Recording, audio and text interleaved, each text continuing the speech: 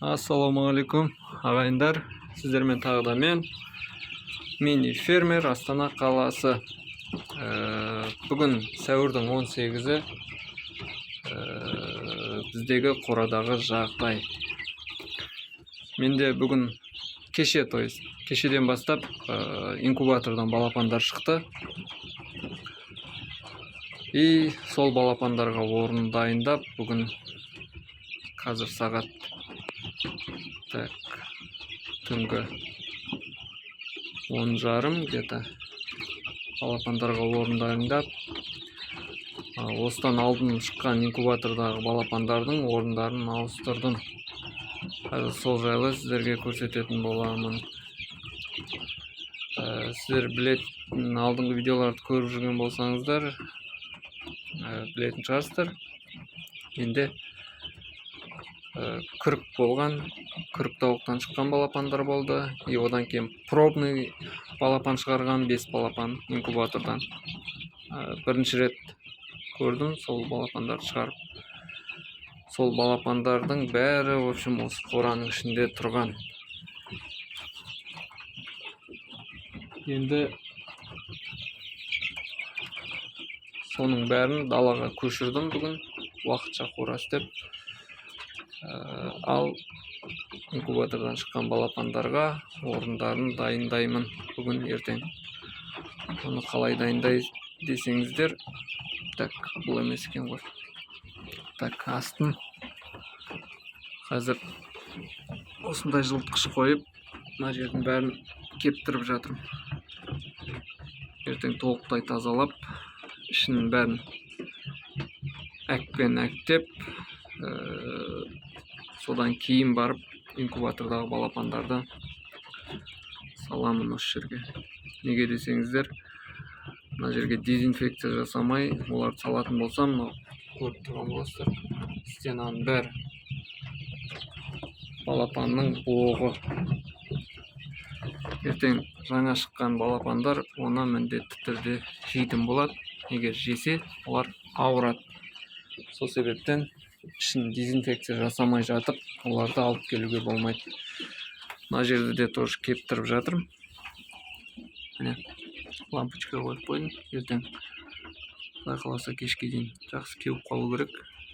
Кепкесін ертең алып, осы стенасы бар, пол бар, бәрін әктеп, содан кейін балапандарды осы жерге көшіремін.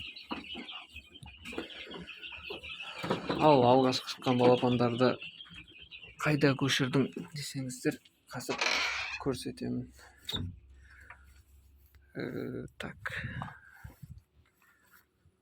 Мына біздің үй.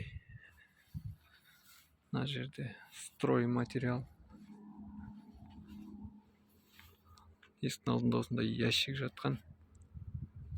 Соны пайдаланып, кішкене ағашпен ал жағын бәрін жалғап, осындай қора істеп қойдым балапандарға. Ішінде 14 балапан отыр. Күріктің астынан шыққанмен инкубатордан шыққан балапандарды бірге қосып қойдым. Көреміз енді қалай болады, бір-бірін шықмаса. Осының ішінде бәрі бірге болады. Егер шыққитындай болып жатса, бөлетін шығармын, көреміз. Пока төбесін жапқан жоқпын. Ертең төбесін жабамыз. Төбесін кәдімгі профлистпен жабамыз. Өйткені жаңбыр не жауса, ертең су өтіп кетеді төбесінен. Ал балапандардың не істеп жатқанын көрейік. Полға осындай сетка істеп ұстадым, өйткені балапандардың ана жақтағы сияқты іші су болып кетпес үшін осылай сетка тастадым.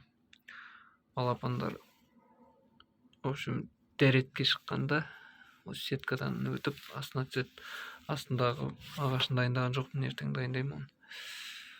Ал балапандар мынау отыр. Мыналар күріктің астынан шыққан балапандар бізде. Мынау біреу бар.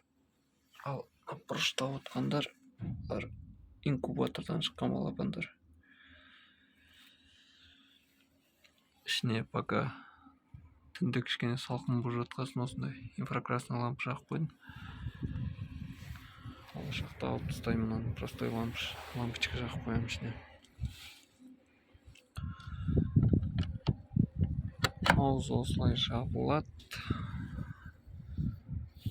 В общем, осындай. Ал мынаны осылай ашылып жабылатын қылып осындай топсамен орнаттым. Астына мына жерге ертең специально ағаш тастайтын боламын, осындай жалпақ ағаштар. Осындай балапанның боқтарын шығарып алу оңай болады.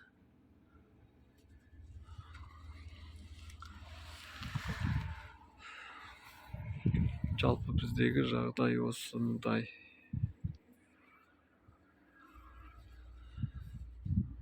Енді алла жазса ертең балапандарды орналастырғасын тоже видео салам. Қалай орналастырдым, қалай әктедім, ішінің бәрін видеоға түсіріп сіздермен бөлісемін. Қазір бұл балапандар уже бидай бере бастадым ақырындап. Комбикорм мен бидайдың араластырып беріп жатырмын қазір. Бұған дейін комбикорм жеді, каша жеді бұлар. Енді ақырындап сол бидайға үйретеміз. Бидай бар, сосын зелень бар, көкшөп бар, капуста бар, сондай заттар бере бастаймын. Бұлар әлі далаға шыққан жоқ. То есть көкшөп жеген жоқ әлі далаға шыққан. Оны шығармаған себебім көкшөпке шықпастан бұрын бұларға дәрі беру керек. От кокцидиоза деген, в общем, балапанның іші өтіп кетеді ғой. Жердегі көкшөп анау жеген кезде сол көкшөпке шығарма салдым. Профилактика үшін 48 сағат, 2 тәулік бойы сол от кокцидиоза деген дәріні беру керек. Оны бермей көкке шығаруға болмайды балапандар. Көкке шығып іші өтсе балапандар қырылып қалады.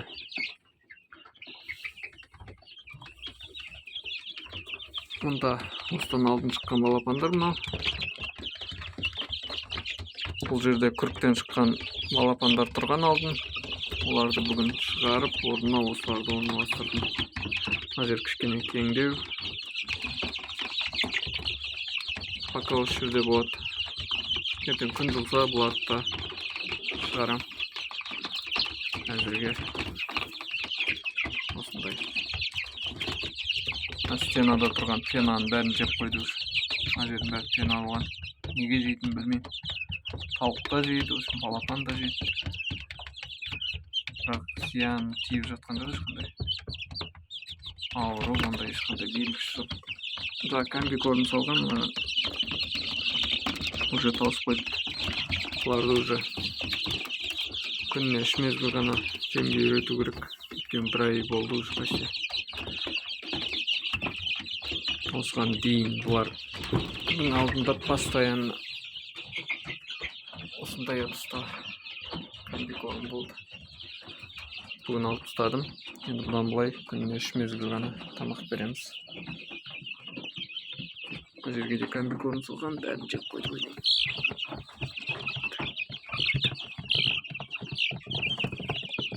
Жеп қойды уже.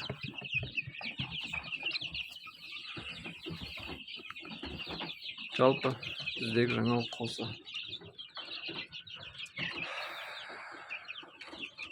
жаңалығым ұнаса, видео ұнаса, в общем, лайк басып, комментарий жазып, каналға тіркеліп кетіңіздер. Амандықта кездескенше аман сау болыңыздар.